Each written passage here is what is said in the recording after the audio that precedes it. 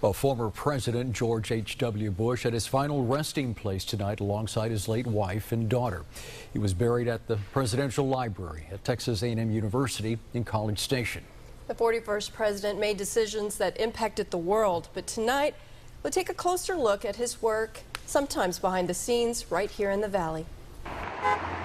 Today's McAllen is far different than the city of yesteryear, a transformation decades in the making. This place, the McAllen Foreign Trade Zone, didn't exist until the early 70s. It was the brainchild of 17 local businessmen who teamed up with a congressman from Houston in the 60s.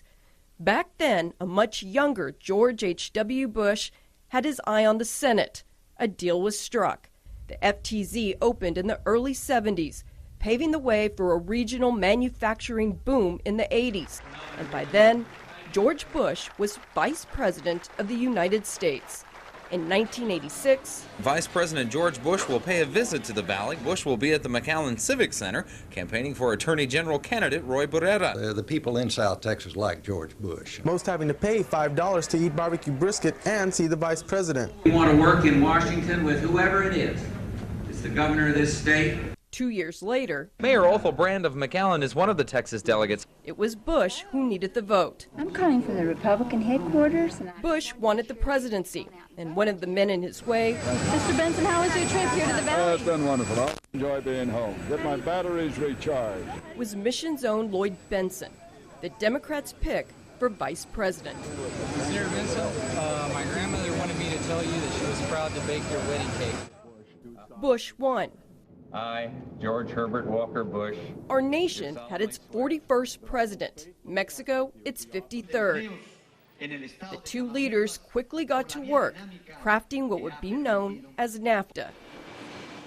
In 1990, former Channel 5 reporter Sandra Quintanilla traveled to Monterrey, where Secretary of the Treasury Nicholas Brady told us areas along the U.S.-Mexico border, including the Valley, can expect to see more jobs, more investment. In 1991, KRGV TV, Weslaco. Good evening, everybody. I'm Rick Diaz. Bush declared victory in the Middle East. All United States and coalition forces will suspend offensive combat operations. And they can't take America! 1992 marked the end of his presidency. He signed the final draft of the North American Free Trade Agreement 1 month before losing the White House. The next president of the United States is never going to forget the Rio Grande Valley of Texas. In January of '93, a Valley native stumbled upon his quiet homecoming. This was before Mike Fossum's astronaut days. And then I realized, wait a minute, the inauguration was today. I bet President Bush is coming home to Houston. So I stood on the top of the overpass, and here they come. Wow. And they were right down, and I snapped a salute to attention, snapped a salute. And Barbara Bush saw me, and she was waving, and she elbowed the president, and he returned my salute. And that was a special moment for me, because I was really the only one standing on top of this bridge. His final homecoming, as we now know, was a bit more crowded.